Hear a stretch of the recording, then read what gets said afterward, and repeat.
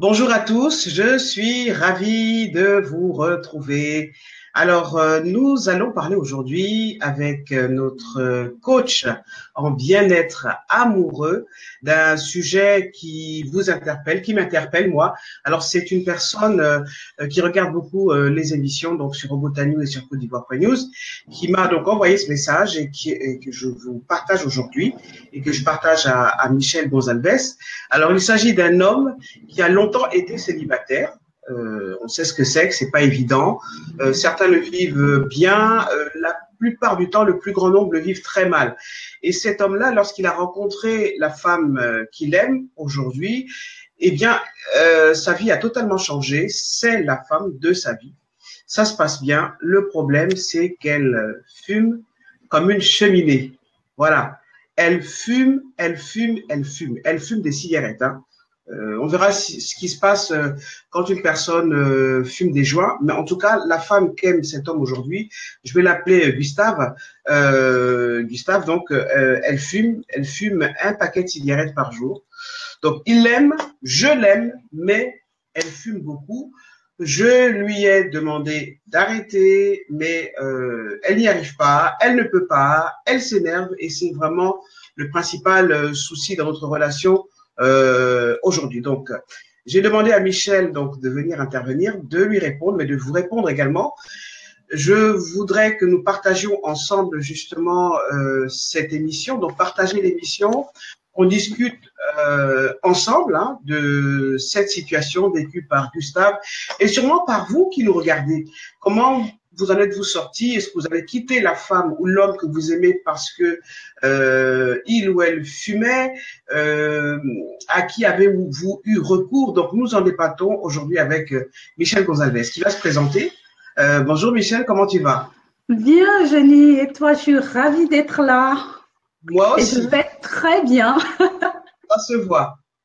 Bon alors, Michel, parle-nous de toi. Tu es donc coach en bien-être amoureux. C'est quoi exactement? Alors, en vrai, je suis, oui, j'aime mieux accompagnatrice en bien-être amoureux. Et ma cible, on dit les personnes avec qui je travaille essentiellement, ce sont les célibataires. En fait, j'aide les célibataires à mieux se connaître afin d'attirer le partenaire idéal. Tu vois, Hmm. mon slogan aujourd'hui ou mon credo, c'est connais-toi toi-même et tu reconnaîtras ton partenaire idéal. Je suis donc effectivement, j'ai une formation de coach en neurosciences et j'organise par ailleurs aussi des événements pour que des personnes qui sont dans cet état d'esprit, les célibataires, puissent se rencontrer. Donc, je suis à Paris, ça se fait essentiellement à Paris pour les événements et j'anime également des ateliers, j'appelle des ateliers de CV amoureux et d'ailleurs, mettez dans CV ce que vous avez envie. CV, c'est certainement, c'est beaucoup plus que ce que vous pouvez penser. Donc, un petit jeu, à quoi pensez-vous quand je dis CV amoureux pour le lever? OK. Donc, voilà, effectivement, l'idée, c'est pendant qu'on est célibataire de profiter justement de ce moment pour mieux se connaître parce que plus on se connaît, plus on crée cette relation d'amour avec soi-même, plus on se donne les chances de reconnaître la personne qui nous correspond, ce que j'appelle le partenaire idéal à soi. Et c'est tout un programme en fait. C'est tout un Et programme. c'est tout un programme. Alors, Parce je que réponds moi, oui, oui, parce que je dis toi-même, moi-même, oui, on peut se dire, mais qui je suis pour parler de ça, c'est que je suis passée par là. Ma maturité, elle est passée par mes relations amoureuses, tumultueuses, houleuses. Et c'est seulement, je suis ce que j'appelle une ex-zappeuse. Donc, avec la télécommande de l'amour dans la main, je zappais, zappais, zappais. Comme tu sais, la chanson, il dit, tout à fait. zapper comme jamais. Moi, c'était zapper Et comme jamais, tu vois, on jusqu'à est ce que je on est dans une culture qui consiste à dire j'essaie telle personne et puis si elle ne me convient pas, je la jette. C'est ça en fait. Oui, oui, Ahmed, c'est vrai qu'il y a tout aujourd'hui qui emmène à la consommation à tous les points de vue. Mais en même temps, tu sais, moi, quand j'étais dans cette forme, j'étais dans le zapping, j'étais persuadée que la prochaine sera bonne. C'est pas comme je te prends, je te jette, mais je me dis, OK, ça marche pas, je passe à autre chose. et je suis persuadée que la prochaine sera bonne. Mais la prochaine ne sera pas bonne parce que moi, je représente tout le temps le même scénario, tu vois. C'est quand j'ai fait pause sur la télécommande de l'amour, c'est seulement en ce moment-là que j'ai pris conscience de mon scénario. Parce qu'un acteur, en fait, j'ai une métaphore, un acteur, qu'est-ce qu'il fait? Il va changer de style, il va changer de jeu d'acting, mais l'acteur, il est là pour jouer notre scénario. Donc, c'est quand j'ai pris conscience de mon scénario qui n'était pas, bien évidemment, un scénario gagnant, c'est seulement en ce moment-là que j'ai commencé à faire aller à ma propre rencontre, qui je suis, quels sont mes besoins, mes valeurs, et on en parlera plus en détail tout à l'heure. D'accord. Alors, je remercie déjà les personnes qui interviennent, hein, notamment Léandre Ndambo. Bonjour Léandre. Alors,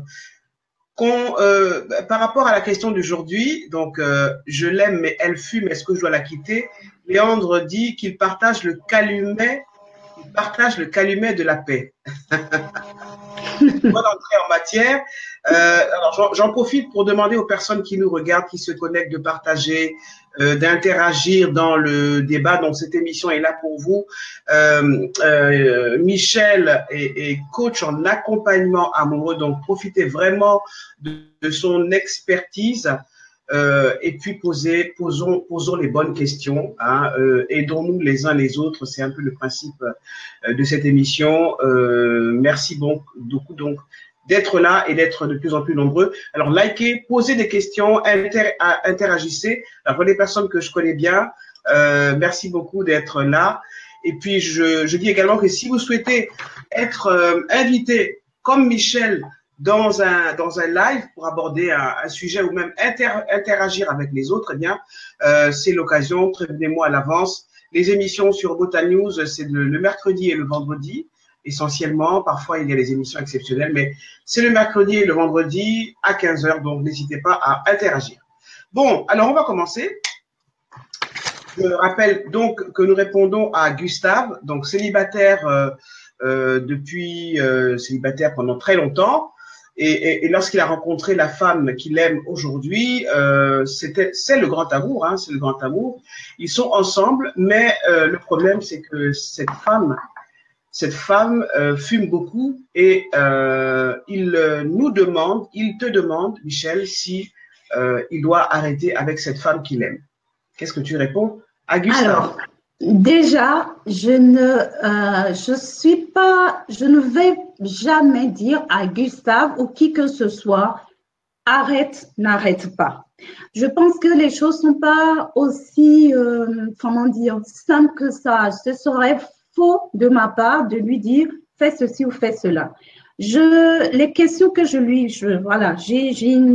des questions que je vais lui poser. Moi, la première question, et si vous voulez le noter, notez-le pour vous, parce que là, on parle de cigarettes, mais c'est peut-être autre chose. Je l'aime, mais il est marié. Est-ce que je reste? Ça peut être plein d'autres sujets auxquels nous-mêmes nous sommes très confrontés. Donc, la première question, moi, quand j'ai lu le sujet qui m'est venu, c'est plusieurs questions, c'est qu'est-ce que tu veux, qu'est-ce que tu veux vraiment? Quand j'insiste sur le vraiment, quoi. Qu'est-ce que tu veux vraiment? Après, j'ai pensé tout de suite à la notion de valeur. C'est-à-dire, quand je dis valeur, c'est qu'est-ce qui est important pour moi? Qu'est-ce qui est important pour moi dans une relation amoureuse? Ça, ce sont des questions. Qu'est-ce qui est important pour moi? Donc, pour aller chercher les valeurs, besoin. Qu'est-ce qu'il me faut pour être bien dans une relation amoureuse? De quoi ai-je besoin pour être bien dans une relation amoureuse, tu vois? Et qui vient après, à quoi je dis oui, à quoi je dis non? Qu'est-ce que j'accepte et qu'est-ce que je n'accepte pas? C'est tout ça pour ramener la personne, Gustave, à lui-même et vraiment se poser les choses parce que on a souvent tendance à faire des compromis ou bien la relation, au début des relations, on a des papillons dans le ventre, on est pris dans cette énergie et on n'ose pas forcément regarder les choses qui nous dérangent, qui pourraient nous déranger. Et une fois que la phase 1, comme on dit, hein, la phase super sympa, elle est passée, on est vraiment confronté justement aux besoins, aux valeurs. Donc, c'est super important d'être au clair avec ces valeurs, ce qu'on veut, ce qui est important pour nous dans la relation, ce dont on a besoin, ce qu'il faut pour bien être dans une relation, et à quoi je dis oui, à quoi je dis non, qu'est-ce que j'accepte, qu'est-ce que je n'accepte pas. Et j'aurais envie de dire à Gustave, sur une échelle de 1 à 10, à quel point, quel est son seuil de tolérance à la cigarette, sachant que 10, c'est zéro tolérance. Donc, s'il me dit par exemple, je suis à 9 ou 10, s'il a cette intolérance à la cigarette, ou peu importe le sujet qui peut être préoccupant, on sait d'avance que ce n'est pas jouable. Maintenant, il est déjà avec cette personne-là. C'est inévitable qu'il y ait une conversation. Sinon, il ne nous aurait pas demandé.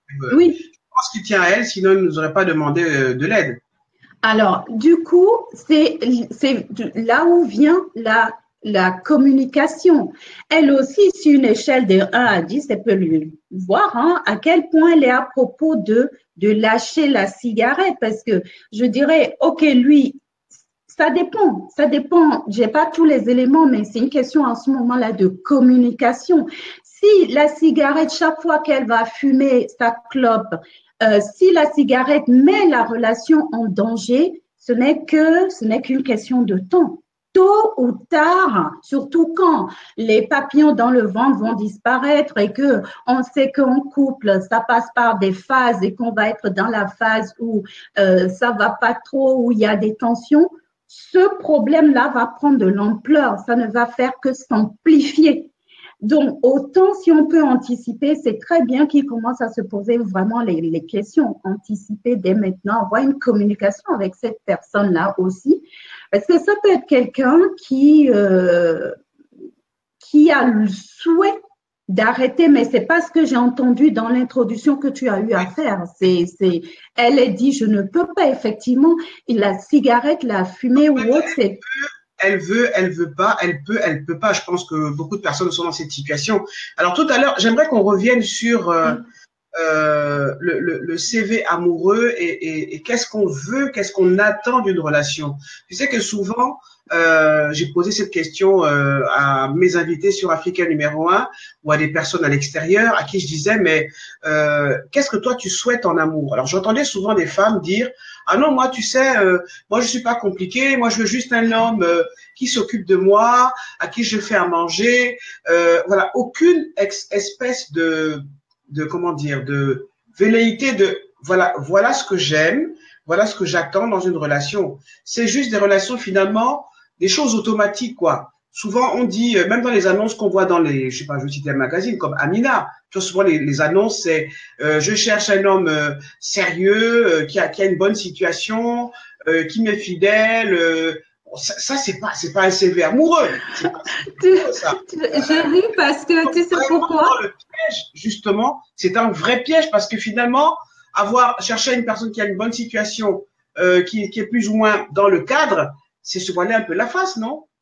Ah ben complètement. En plus, je ris parce que j'ai fait une vidéo qui s'intitule, c'est sur ma chaîne YouTube, je cherche une femme ou un homme sérieux. Et justement, je dis, mais c'est quoi pour vous? Je vous invite à aller voir cette vidéo. Mais pour revenir sur ce que tu es en train de dire, c'est exactement ce que j'ai dit par ailleurs. C'est exprès que je parle de valeur. Qu'est-ce qui est important pour moi? Besoin. Qu'est-ce qu'il me faut pour bien fonctionner dans une relation, qu'est-ce que j'accepte, qu'est-ce que je n'accepte pas. Et c'est tout cela qu'on travaille justement dans le CV amoureux, qui est un chemin de vie amoureux, un carnet de voyage amoureux, curriculum amoureux, vous mettez ce que vous voulez là-dessus, mais c'est vraiment l'espace justement de faire ce travail de connaissance de soi et d'être au clair le plus possible. L'être humain est complexe, ça ne veut pas dire qu'on sait tout, mais on sait suffisamment sur nous Et plus on est anticipé, plus je sais que, par exemple, alors, Gustave est déjà avec cette personne, mais la question aussi peut être, est-ce que une femme ou un homme qui fume, est-ce que c'est dans mes non négociables? Il y a ce que j'appelle le non négociable, qui vont toucher mes valeurs profondes, que je le sache, que je le mette en conscience ou pas. Mes valeurs sont là. Là où le bas blesse, c'est qu'on ne prend pas conscience, on ne sait même pas. Et ce sont en général les émotions désagréables qu'on vit dans les situations qui nous montrent que une valeur n'est pas alimentée. Si par exemple le respect pour moi c'est une valeur, la liberté c'est vraiment c'est hyper important pour moi la liberté. Quand je vais être dans une relation où l'autre va être très possessif ou que je vais pas sentir de la liberté, je vais pas être bien, je vais accumuler de la frustration. Mais si je le savais avant, je vois un possessif qui vient sur mon chemin, mais je n'y vais pas où là je dis hey avant de m'emballer. Et c'est tout le bénéfice de se connaître, de connaissance de soi. Et pendant qu'on est célibataire, au lieu de courir de site en site, d'application en application, d'annonce en annonce, de relation en relation, se poser, dire que c'est ce que tu venais de dire tout à l'heure. Qu'est-ce que c'est la relation amoureuse pour moi? Comment je la vois, ma relation? Avec qui?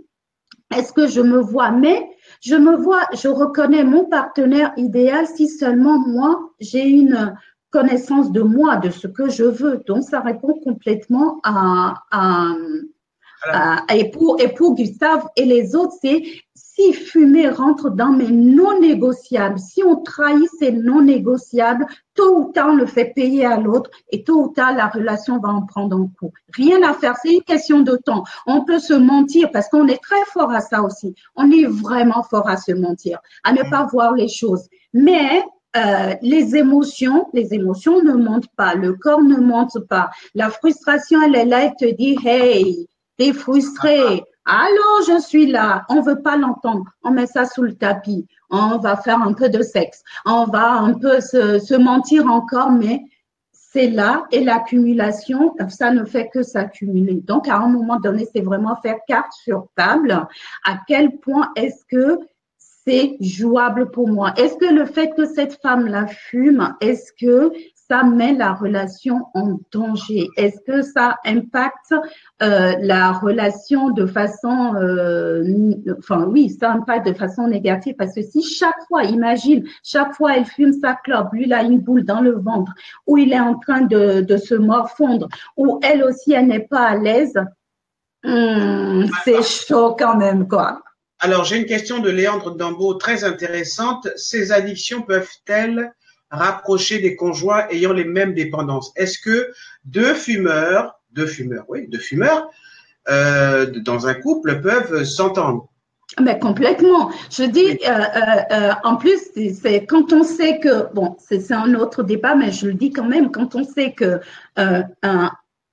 on attire en vrai, les attirances se font sur un plan inconscient, même si on dit oui, il est brun, il est gris, mais c'est surtout au niveau inconscient que ça se passe. Et il y a Pascal Piquet que j'ai interviewé, une très belle interview d'ailleurs, qui a écrit le livre Gagner au jeu des échecs amoureux. Le jeu d'échecs, et qui dit c'est nos névroses, ma névrose qui va attirer la névrose de l'autre. Donc, on va trouver un certain équilibre là-dedans parce que ça crée pas de, comment dire, on se nourrit mutuellement dans notre dépendance. Ça ne veut pas dire que ça peut nuire à la relation, mais les entités, les personnes, les partenaires, ils vont pas avoir le problème de Gustave et son partenaire parce qu'ils sont tous les deux ils se retrouvent dans leur dépendance. Maintenant, la dépendance en elle-même, comme par exemple fumer, on est tous d'accord que le fumer, c'est pas ce qu'il y a de mieux pour l'organisme, c'est pas ce qu'il y a de mieux pour pour les poumons. Donc ça, c'est encore une autre histoire. Mais dans l'interaction, ils n'ont rien, ils vont s'éclater dans leur dépendance, quoi. Tout à fait. Alors, une autre question de Léandre Dambeau, ça n'a peut-être pas un lien avec l'émission, mais quand même, il écrit que lorsque je vis quelque chose de bien, j'ai toujours comme le sentiment qu'il y a un lézard. Voilà, c'est comme si, c'est vrai qu'il y a des personnes qui tombent amoureuses, et puis quand il y a trop de bonheur, ils se disent, c'est pas clair tout ça, comme si on avait impliqué dans notre inconscient collectif que être heureux en amour, c'est pas normal. C'est pas normal. D'ailleurs, dans les chansons, enfin, partout on dit l'amour. Un jour tu es content et puis le reste du temps tu es malheureux en amour. Qu'est-ce que tu as fait à ça? J'ai animé un atelier CV amoureux ce week-end, samedi, dimanche, on l'a fait sur 2 jours. Et il y avait une personne qui nous a partagé une citation Peul, elle est du Sénégal, et qu'on travaille justement les croyances limitantes. Oui. Et cette personne-là, donc, on regardait la relation avec papa, maman, la représentation du couple parental, toutes ces choses qu'on a pu entendre. Et puis, elle nous partageait que sa mère lui a toujours dit, le mariage, c'est un sac de sucreries. Donc, ensuite, ça devient un sac de piment. Ensuite, ça devient un sac de sable. Donc, au départ, c'est bien doux. Après, ça commence à être pimenté. Après, bon, un sac de sable, bon, tu fais avec et tu restes là, quoi. Enfin, bref. Donc, ça me fait penser à ça pour dire que, effectivement, c'est aussi dans l'inconscient collectif que on a ce truc qu'on porte en nous comme qu'on a du bonheur. Quand ça va, il y a forcément quelque chose qui ne va pas, qui va aller à l'encontre.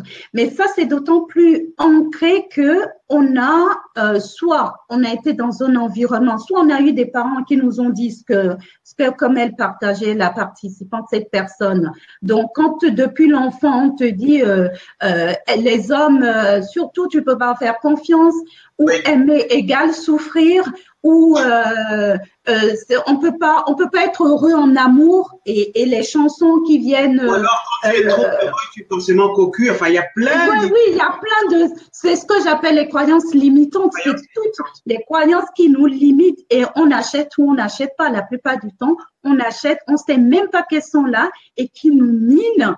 Et le fait même de s'arrêter là-dessus, d'attirer, d'alimenter, fatalement, ça nous arrive. Et là, on dit, ben, je le savais de toutes les façons. J'avais raison, je le savais. Voilà. Ouais. Donc, c'est juste une question de croyance. Mais est-ce que c'est vrai? Moi, j'ai juste envie de lui poser la question. Et c'est ce que j'ai demandé aux participants à l'atelier, mais c'était tellement dur à répondre. Une qui me dit, par exemple, à mon âge, avec 2 enfants, j'ai très peu de chance de rencontrer quelqu'un. Je lui dis, écoute, dis-moi, est-ce que c'est vrai? Juste réponds à cette question. Est-ce que c'est vrai? Quand je dis est-ce que c'est vrai dans l'absolu, ça veut dire que c'est vrai pour moi, c'est vrai pour toi, c'est vrai pour tout le monde. Est-ce que c'est vrai? Est-ce que c'est vrai? Finalement, ben non, c'est juste la croyance, c'est tout. Alors, je rappelle aux personnes qui nous regardent, qui viennent de se connecter, que nous parlons aujourd'hui avec Michelle Gonzalez, qui est accompagnatrice en bien-être amoureux, eh bien de ces couples où l'un fait une chose qui déplaît à l'autre. Hein. Pour le cas d'aujourd'hui, c'est Gustave qui est amoureux de la femme avec qui il vit, mais elle fume comme une cheminée. Et la question qu'il nous pose, c'est est-ce que je dois la quitter? Voilà, donc c'est la question du jour. Myriam Gass, qui est intervenue bien avant l'émission, disait qu'elle dit vive le célibat, vive le célibat, et elle dit plus loin, la femme n'a pas besoin d'un homme, je préfère mon gros joint. Qu'est-ce que tu réponds à cela, Michel? Ben, la femme n'a pas besoin, d'abord, je pense qu'elle parle pour elle. Oui, si on parle dans le besoin, ce dont on a vraiment besoin, c'est de respirer, c'est de manger. Mais en même temps, c'est on est constitué, on n'est pas fait pour être seul, quoi. Je dis, quand on regarde la nature, c'est inscrit en nous, le couple, la relation amoureuse, peu importe la forme qu'elle prend. Maintenant, il y a beaucoup de personnes qui, ayant été blessées dans d'autres relations, ferment leur cœur, ferment tout, jouent aux féministes et qui revendiquent très bien et qui même ont leur... Là, je l'entends bien. On est habitué, en fait, Michel, c'est que tu sens bien que c'est une personne qui a beaucoup souffert, qui a eu beaucoup d'échecs sentimentaux et qui se dit, bon, je comprends rien à la nature des hommes, pareil pour les femmes. Donc, c'est derrière une carapace de je m'en fous, je suis bien comme je suis. En fait, il y a beaucoup de souffrance, beaucoup d'impuissance. Absolument. Quand on, et ça, j'en vois plein qui se disent très indépendantes, je n'ai besoin de personne. Non, moi, je ne crois pas à ça. Quand on va bien gratter, on regarde, c'est juste une réaction. Il n'y a pas de liberté là-dedans. Il n'y a pas très peu de gens font vraiment le choix. Quand on fait un vrai choix, on n'en souffre pas. Ceci dit, il arrive que, et même c'est très, très sain, qu'à un moment donné, on fasse justement cette pause pour construire cette relation d'amour avec soi-même d'abord, pour se retourner, revenir à soi. Pour guérir ses blessures, parce que souvent, on pense que et je pense, peut-être que c'est une bonne croyance ou pas, mais on pense souvent que l'autre est là pour nous guérir de nos propres problèmes, alors qu'en fait, on devrait aller dans une relation amoureuse en étant conscient, je suis une part de moi, je suis une totalité de moi, et je me mets en relation avec quelqu'un en toute conscience et non pas pour que la personne vienne vienne guérir mes blessures à moi. Est-ce que tu es d'accord avec moi, Michel? Complètement. C'est comme quand on dit ma moitié, ça veut dire que je suis incomplet à la base. Nous sommes nés complets. Je suis une personne, voilà, entière qui va choisir. Voilà, du coup, c'est plus un besoin, on n'attend pas que l'autre vienne penser nos plaies, vienne combler notre vide que nous-mêmes, nous ne sommes même pas capables de combler. Du coup, on va aller demander à l'autre, du coup, c'est ce que j'appelle le terrorisme amoureux. Aime-moi, aime-moi, aime-moi, aime-moi, et on met tout sur l'autre et parce qu'on n'est pas capable nous-mêmes de nous aimer. Comment peut-on aimer l'autre si on ne s'aime pas? Comment peut-on se sous-estimer à un point et vouloir que l'autre en même temps il nous estime? C'est quasi impossible, quoi. En même temps, Michel, c'est pas évident parce qu'on est dans une société où quand il y a des mariages qui se célèbrent, des mariages civils, on voit bien qu'il est écrit l'homme quittera son père et sa mère, s'attachera, etc., etc.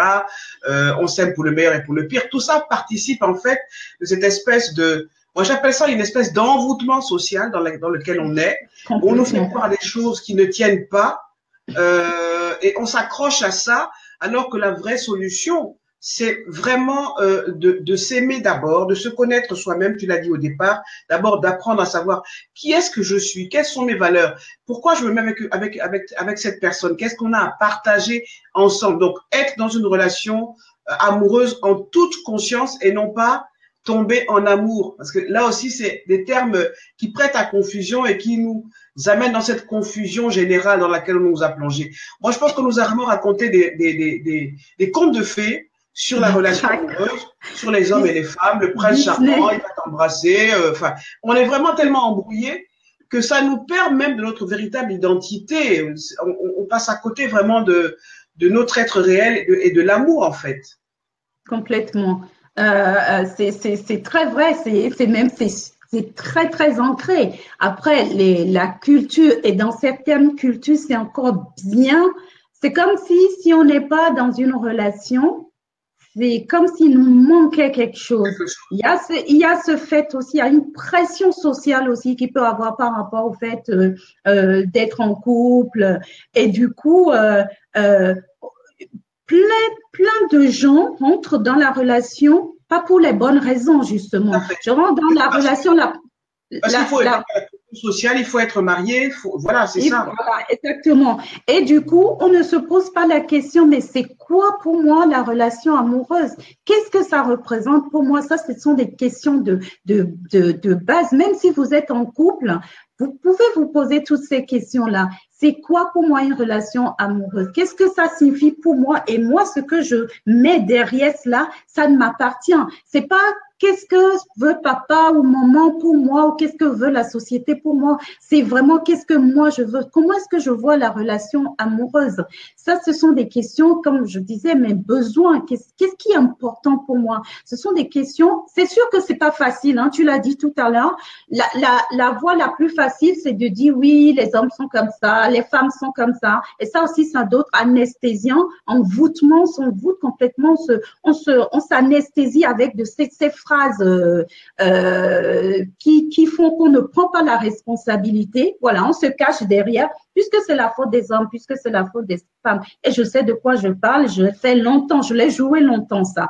Ben, moi, c'est pas de ma faute et moi, je vais continuer à papillonner ou bien m'enfermer. Soit je papillonne ou bien soit je m'enferme, je ferme tout et Alors, de toutes les façons, il y a aucune liberté dans beaucoup de l'autre. questions. Michel Gonzalez, on va répondre aux personnes qui Okay. posent, qui participent. Merci de partager cette émission. Nous répondons aujourd'hui à Gustave qui est amoureux d'une femme. Le problème, c'est que cette femme fume beaucoup. De la cigarette, hein. C'est pas encore du joint, mais peut-être qu'on pourrait aborder cette question-là aussi. C'est de la cigarette, normal, et il se demande s'il doit la quitter. Bon alors, Rita Fourlin, Gustave a-t-il lui-même une dépendance à quelque chose? Que risque-t-il en tant que fumeur passif?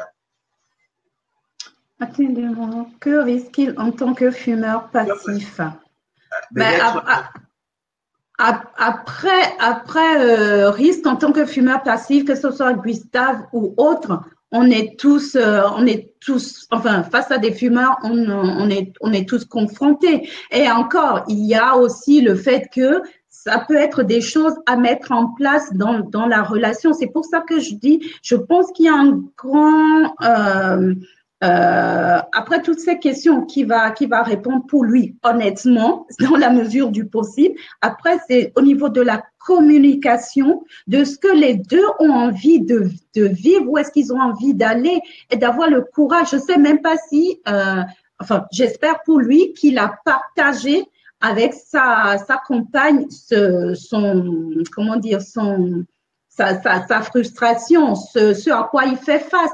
Non pas en lui disant, vas-y, arrête, parce qu'il y a ça. Je crois que la communication, que ce soit pour rester ensemble ou se séparer, il y a quelque chose, selon moi, qui va se jouer vraiment dans la communication. Et c'est pas tout de dire quelqu'un une dépendance est une dépendance. Une dépendance ne part pas comme ça. Donc, si cette femme-là dit je ne peux pas, il suffit pas de décider avec la tête le nombre de financements. De l'engueuler, de la gronder, comme le dit Maurice. Non, ça ne sert absolument à rien. Je vous donne. Le contraire, en fait. Absolument. Cabouret écrit surtout ne pas l'amener à arrêter de fumer, c'est mort à l'avance. Donc, franchement, s'il y a un conseil que Michel et moi on peut vous donner, et ça c'est vraiment d'expérience, une personne fume, une personne a une tare, vous mettez ça en guillemets. Ce n'est pas le fait de lui répéter que tu vas avoir un cancer, que tu es nul, que tu bois trop, que ça va arrêter. Au contraire, ça va contribuer à renforcer le niveau de la personne. Donc, vraiment, s'il y avait un conseil en tant que coach, un conseil, si vous n'allez pas voir des conseillers conjugaux, si vraiment il y a un conseil que Michel et moi on peut vous donner, et c'est d'expérience, ce n'est pas le fait de dire à l'autre, tu fais mal, tu es mauvais, tu es méchant, tu n'y arrives pas, que ça va arranger les choses, ça va plutôt les compliquer. Maintenant, la question, et Michel va y répondre, c'est qu'est-ce qu'il faut faire? Alors, on va y répondre dans quelques instants. Il y a d'autres points de vue. Richard Dossou écrit, ceci dit, il y a tabac et tabac. Bon, alors, le tabac blond est exclusivement un truc de nana. Le tabac brun et les cigares sont des trucs pour les mecs, car ça magnifie notre virilité. Seules les vraies femmes hyper féminines savent l'apprécier. Les autres peuvent changer de trottoir, on s'en fiche. Bon, réaction de Richard Dossou. Voilà. Quelle autre réaction de Richard Dossou? Maintenant, il faut être réaliste. Dans toute chose, c'est l'abus et la dépendance.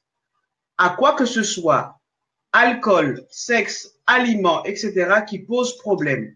Oui, mais nous sommes justement, comme tu disais, Michel, l'être humain, c'est quelqu'un de paradoxal.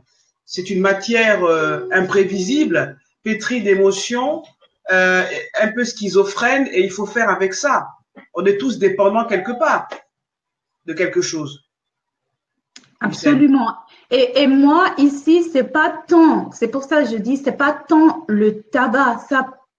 Ce sujet-là, pour moi, ça va au-delà. C'est ce que tu disais, c'est que, comme dit Gustave, pas Gustave, Antoine de Saint-Exupéry, s'aimer, ce n'est pas se regarder dans les yeux, c'est regarder dans la même direction. Et j'en profite pour dire que l'amour ne suffit pas.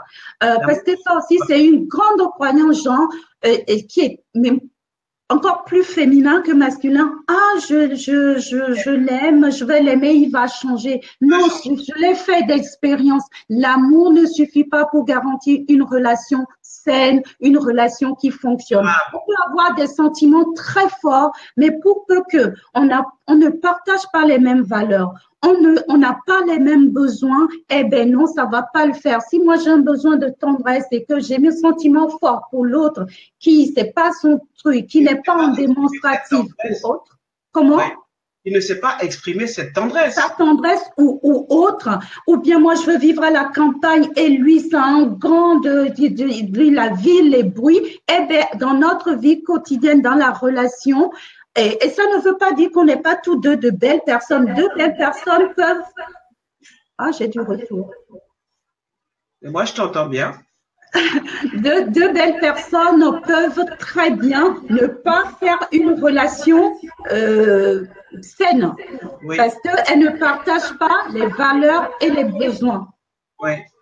C'est pour ça que c'est super important d'être au clair avec, que vous soyez célibataire, alors c'est le meilleur moment pour faire ce travail. Maintenant que vous êtes en couple et que ça grince dans le couple, revenez re-questionner vos valeurs. Vos valeurs, donc, pour répondre à vos valeurs, c'est qu'est-ce qui est important pour moi. En plus, vos besoins et ce que j'appelle vos limites, fixer des limites claires. À quoi je dis oui, à quoi je dis non. Parce que si vous acceptez l'inacceptable pour vous, tôt ou tard, vous allez le faire payer à la personne, ça va pas le faire. N'acceptez pas, nous sommes pas là pour accepter l'inacceptable. Si fumer pour moi, une personne qui fume pour moi, c'est mais non négociable, inacceptable, eh ben, je n'y vais pas. Ou si j'y suis, je sais que si je ne fais rien pour transformer, parce que moi, je crois toujours que c'est possible de transformer, mais il faut que les deux aillent dans ce sens-là.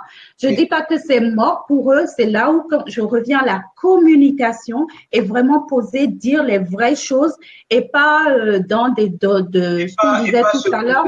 Pas entrer en colère et pas, voilà, participe de l'explosion du couple. Alors, j'ai Ulrich Tassiana Akoya qui pose vraiment la question que tout le monde se pose, hein, ne peut-il pas l'amener à arrêter de fumer? Alors, c'est justement ce qu'on disait tout à l'heure.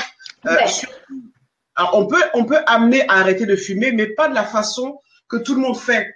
Arrête de faire ça, tu es nul. Non, c'est pas ce qu'il faut faire en fait. Michel. Alors, par rapport à cela, je donne rapidement mon exemple. Moi, ma fille, elle fume. OK. Je vous dis pas le jour, je l'ai appris, j'ai cru que j'allais enfin, ça a chauffé, quoi. Et, mais ça a chauffé, mais j'ai pas vu le truc venir, quoi. Moi, alors, cigarette, machin, bois, et bon. Et je découvre le truc, ça a fait toute une histoire entre elle et moi. Et à un moment donné, elle m'a carrément dit, tu sais quoi, maman? Plus tu me charges, je n'ai qu'une envie, c'est de fumer. OK. À un moment donné, je lui ai tenu tous les discours, comme tu dis, qu'on peut tenir, machin et tout. À un moment donné, j'ai lâché prise. C'est vrai que ma fille, c'est pas mon partenaire, mais je lui ai collé la pêche. Je me suis dit, bon, écoute, elle a son expérience à vivre. Ceci dit, j'ai mis des conditions. Je dis, écoute, tu ne fumes pas chez moi. C'est hors de question. Tu ne fumes pas devant moi. Et tu ne prends pas mon argent, parce que ma fille était lycéenne, jeune.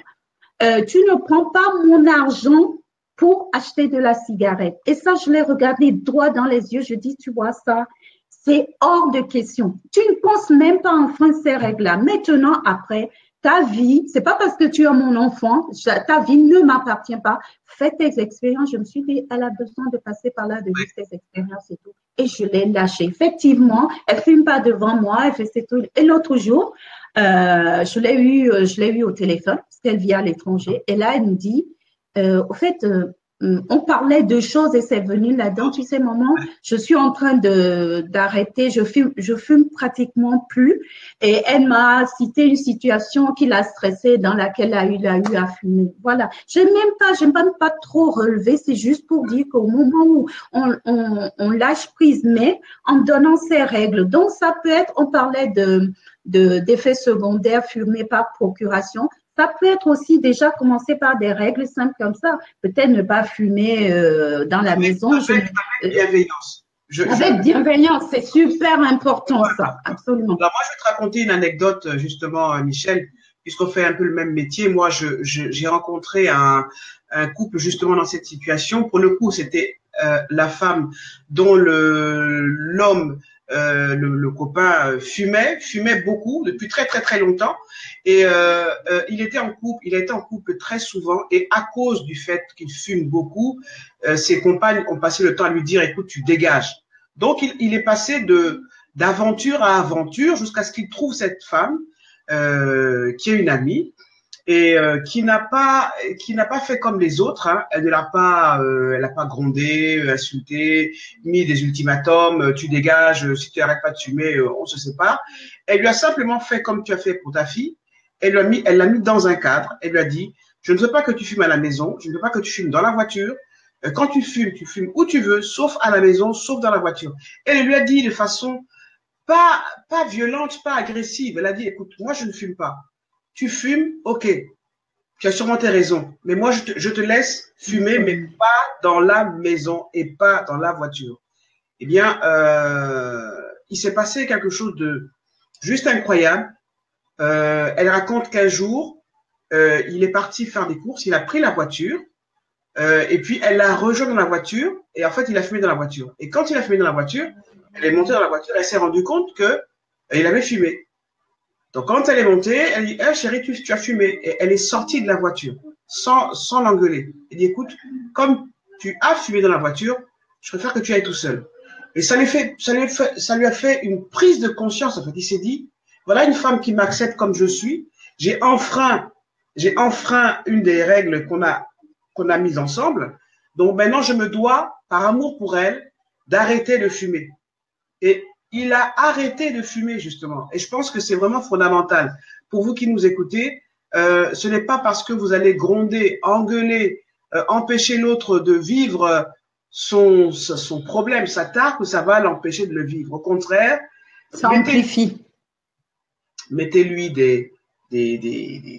dans un cadre, hein, dites-lui, bon, voilà, ne fume pas là, et accompagnez-le justement dans sa volonté d'arrêter de fumer ou de